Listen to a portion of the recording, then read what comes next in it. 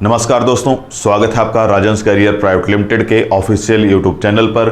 मैं हूं शशिधर पांडे और आज हम यहां पर देखने जा रहे हैं भारतीय संविधान के कुछ महत्वपूर्ण प्रश्न। तो आइए देखते हैं वो कौन कौन से महत्वपूर्ण प्रश्न हैं जिन्हें आज हम यहां पर देखने वाले हैं।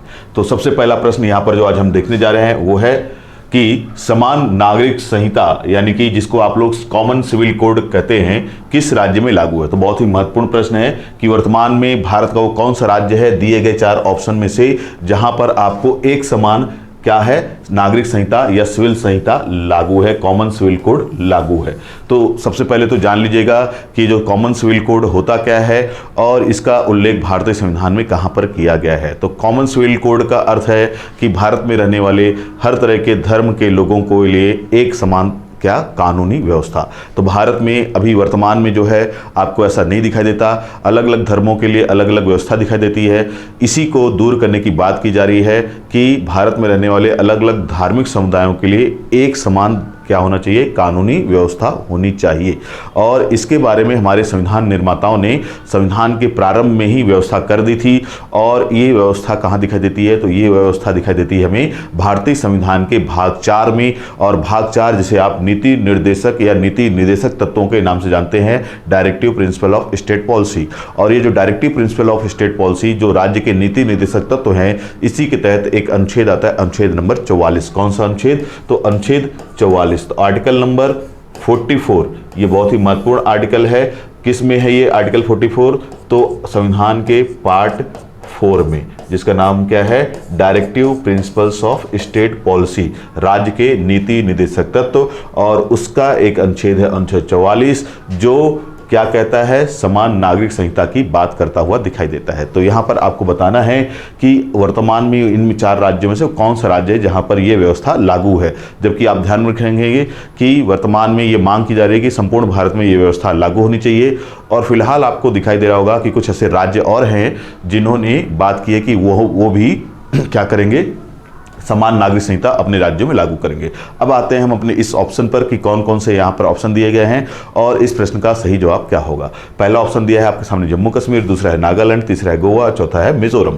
तो याद रखिएगा कि इस प्रश्न का सही जवाब है गोवा। ऑप्शन सी जो है वो एक ऐसा राज्य है जहाँ पर क्या लागू है वर्तमान में, समान नागरिक संहिता।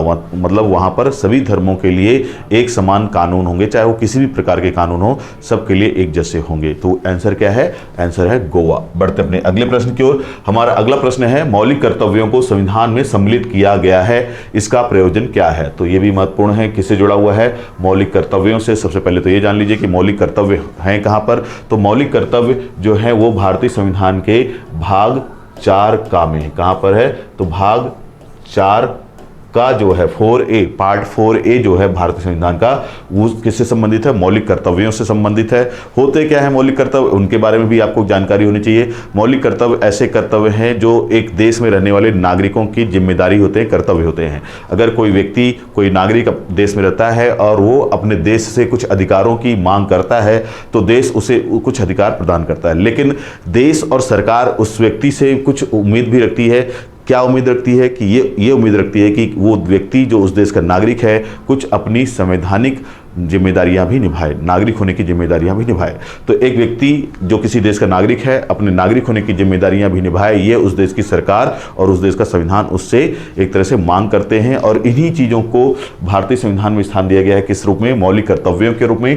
और वो कहाँ पर हैं, तो भाग 4 का में शामिल हैं। और ये जो मौलिक कर्तव्य भारतीय संविधान में शामिल किए गए हैं, ये भी आपको जानकारी होनी चाहिए कि इस विचार को भारतीय संविधान निर्माताओं ने कहाँ से उठाया है। तो इस विचार को भारतीय संविधान निर्माताओं ने पूर्व सोवियत संघ के संविधान से उठाया है और इसे सरदार स्वर्ण सिंह समिति की सिफारिश पर भारतीय संविधान में स्थान दिया गया है।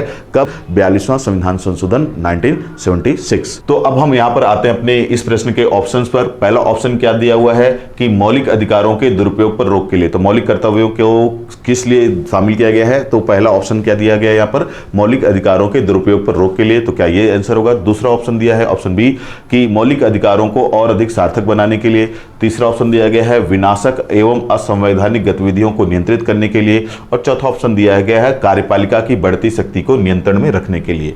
तो यहाँ पर बात किसकी की जा रही है? मौलिक कर्तव्यों की, फंडामेंटल ड्यूटीज की।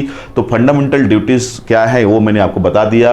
अब जो ये मौलिक कर्तव्य जो हैं या फंडामेंटल ड्यूटीज जो हैं उनके तहत अगर हम इन 4 ऑप्शंस को देखें तो यहाँ पर जो आपका ऑप्शन नंबर सी है वो इस प्रश्न का सही जवाब होगा। क्या?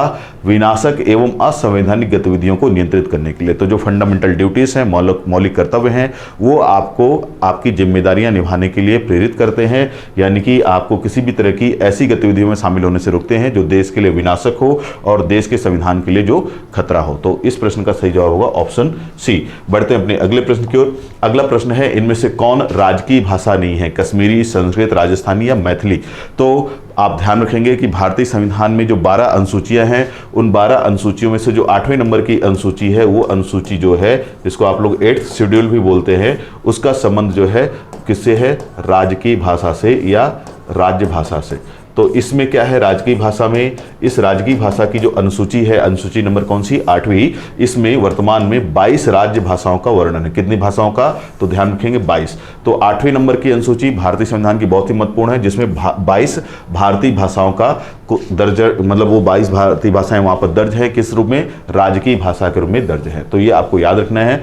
अब यहाँ पे प्रश्न पूछा गया है कि उन 22 भारतीय भाषाओं में से कौन सी इनमें शामिल नहीं है, यानी कि वो 22 जो भाषाएं हैं इन 4 में से कौन इसमें शामिल नहीं है? तो पहला है कश्मीरी, कश्मीरी शामिल है। दूसरा संस्कृत, ये भी शामिल है। तीसरा है राजस्थानी और चौथा दिया है मैथिली। तो मैथिली भी शामिल है, ध्यान रखेंगे। संस्कृत भी शामिल है, कश्मीरी भी शामिल है। इस प्रश्न का जो सही जवाब है कि राजस्थानी इसमें शामिल नहीं है। तो आंसर क्या होगा? Option C. ध्यान रखेंगे, इस प्रश्न का सही जवाब क्या होगा? Option C. बढ़ते हैं अपने अगले प्रश्न की ओर। अगला प्रश्न है, भारतीय संविधान के निर्माताओं के मन तथा आदर्शों की झलक मिलती है। अच्छा प्रश्न है ये, ध्यान रखेंगे क्या लिखा हुआ। देखिए, भारतीय संविधान के निर्माताओं, जो इन्होंने भारत का संविधान बनाया है, उन लोगों के मन तथा उनके जो आदर्श हैं उनकी झलक कहाँ पर मिलती है, मतलब उनके विचार कहाँ पर दिखाई देते हैं? इन 4 ऑप्शन में। पहला ऑप्शन है प्रस्तावना, दूसरा ऑप्शन है मूल अधिकारों में, तीसरा ऑप्शन है राज्य के नीति निर्देशक तत्वों में, और चौथा ऑप्शन है स्वतंत्र न्यायपालिका में। तो ध्यान रखेंगे, जो हमारे नीति निर्माता थे या हमारे संविधान के जो निर्माता थे, उन लोगों ने जो भी विचार अपने मन में रखे थे, उन सारे विचारों का एक तरह से निचोड़ दिखाई देता है प्रस्तावना में। तो अगर हम बात करें कि उनके विचारों का या उनके मन तथा आदर्शों की जो झलक हमें दिखाई देगी, वो कहां पर दिखाई देगी? संविधान की प्रस्तावना, जिसको आप लोग उद्देशिका या प्रियम्बल के नाम से भी जानते हैं। तो जो भारतीय संविधान की प्रस्तावना या उद्देशिका या प्रियम्बल है, वही हमारे संविधान निर्माताओं के मन तथा आदर्शों की सच्ची झलक उसमें दिखाई देती है। तो ये आपको याद रखना है। तो इस प्रश्न का सही जवाब क्या होगा? ऑप्शन ए, प्रस्तावना। बढ़ते अपने अगले प्रश्न की ओर। हमारा अगला प्रश्न है, अस्पृश्यता का अंत संविधान के किस अनुच्छेद के द्वारा किया गया है? बहुत ही महत्वपूर्ण प्रश्न है, अक्सर यहां से ये प्रश्न आता रहता है। अस्पृश्यता यानी कि छुआछूत। तो ये जो छुआछूत की परंपरा है, आपको पता है कि भारतीय समाज में एक बहुत ही बुराई लिए हुए परंपरा चली आ रही थी, हजारों सालों से परंपरा चली आ रही थी। इस बुराईनुमा परंपरा को भारतीय संविधान के द्वारा समाप्त कर दिया गया है। अब ये कानूनी अपराध है, आप सभी को पता है। अब इसके लिए यहाँ पर प्रश्न पूछा गया है कि भारतीय संविधान का वो कौन सा अनुच्छेद है जो इस पर, यानी कि अस्पृश्यता या छुआछूत पर प्रतिबंध लगाता है। तो सबसे पहले तो ये जान लीजिए कि ये जो अस्पृश्यता से जुड़ा हुआ प्रावधान है, वो भारतीय संविधान के मौलिक अधिकारों के अंतर्गत शामिल है, जो कि भाग 3 के अंतर्गत आते हैं। तो भाग 3 जो कि मौलिक अधिकार है, उसके तहत आने वाला अनुच्छेद नंबर 17। तो इस प्रश्न का जो सही जवाब होगा, अनुच्छेद 17 आर्टिकल नंबर 17 जो है हमारे संविधान का, वो किससे जुड़ा हुआ है? अस्पृश्यता या छुआछूत के अंत या निषेध से जुड़ा हुआ है। और ये बहुत ही महत्वपूर्ण अधिकार है, ध्यान रखेंगे। ये एक ऐसा अनुच्छेद है जो कि आपको अपने आप में दिखाई देता है संपूर्ण अधिकार है। मतलब ये जो मौलिक अधिकार है, मौलिक अधिकारों के भी अपने अलग अलग विशेष प्रकार हैं। तो उनमें जो आपका अस्पृश्यता का अंत का जो अधिकार है, वो उसको संपूर्ण अधिकार के रूप में देखा जाता है, जिसको आप लोग एब्सोल्यूट फंडामेंटल राइट भी बोलते हैं। क्या बोलते हैं? Absolute fundamental right. तो संपूर्ण या पूर्ण मौलिक अधिकार के रूप में दिखाई देता है कौन? अस्पृश्यता के अंत का मौलिक अधिकार, आर्टिकल नंबर 17। तो बहुत ही महत्वपूर्ण है ये मौलिक अधिकार। आर्टिकल 17 क्या देता है? ये अधिकार कहता है कि छुआछूत नहीं किया जा सकता भारत में। तो ये आपको ध्यान रखना है। बढ़ते अपने अगले प्रश्न की ओर। अगला प्रश्न है, निम्नलिखित में से ब्रिटिश संविधान की किस विशेषता को भारतीय संविधान में शामिल किया गया है? 4 ऑप्शन दिए हैं, देखते हैं कौन कौन सा है। पहला ऑप्शन में दिया है संसदीय पद्धति की सरकार को, दूसरा है विधि का शासन को, तीसरा दिया है विधि निर्माण की प्रक्रिया को, और चौथा ऑप्शन दिया है उपरोक्त सभी। तो प्रश्न को एक बार देखना चाहिए हमें। प्रश्न में क्या पूछा गया है कि निम्नलिखित में से, मतलब यहाँ पे जो 4 ऑप्शन दिए गए हैं उनमें से कौन ब्रिटिश संविधान की विशेषता है। मतलब प्रश्न को देखिए, ब्रिटिश संविधान की किस विशेषता को भारतीय संविधान में शामिल किया गया है। तो आपको सभी को पता है कि हमारे भारतीय संविधान का बहुत सारा हिस्सा या अधिकांश हिस्सा ब्रिटिश संविधान से ही लिया गया है। तो यहाँ पर यह प्रश्न पूछा गया है कि इन 3-4 ऑप्शन में से वो कौन सा ऑप्शन है जो कि ब्रिटिश संविधान से हमने कॉपी किया है या उसको अपने संविधान में शामिल किया है। तो पहला ऑप्शन क्या दिया है, देख लेते हैं एक बार। पहला ऑप्शन है संसदीय पद्धति की सरकार। तो बिल्कुल हमने इस विचार को लिया है। हमारे यहाँ संसदीय शासन प्रणाली है, और वैसे ही संसदीय शासन प्रणाली कहाँ पर दिखाई देती है, ब्रिटेन में भी।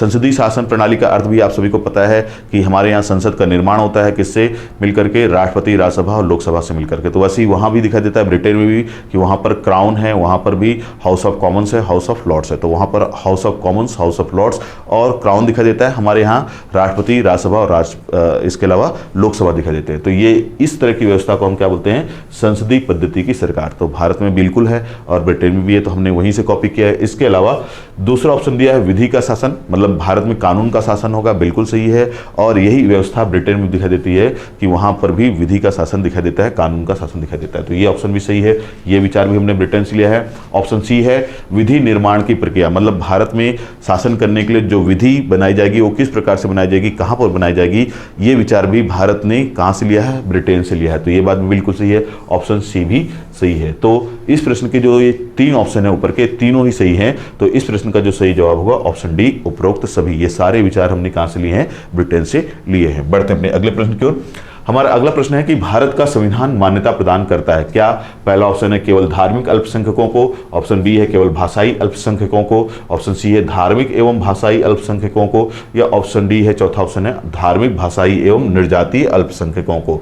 तो ध्यान रखेंगे, भारत का जो संविधान है वो धार्मिक एवं भाषाई दोनों तरह के अल्पसंख्यकों को अधिकार प्रदान करता है मौलिक अधिकारों के तहत। तो इस प्रश्न का सही जवाब होगा ऑप्शन सी, धार्मिक एवं भाषाई दोनों ही तरह के अल्पसंख्यकों को भारत में रहते हुए अपने अधिकारों को, अपने आप को बचाने का या अपने अधिकारों का प्रयोग करने का अधिकार है। तो ध्यान रखेंगे, बहुत ही महत्वपूर्ण है कि भारत में अगर रहने वाला कोई भी ऐसा धार्मिक समुदाय है जिसकी संख्या कम है, और ऐसा कोई भी समुदाय है भाषाई आधार पर जिसकी जनसंख्या कम है, उसको अपने आप को संरक्षण करने का, अपने आप को बढ़ावा देने का अधिकार प्राप्त है।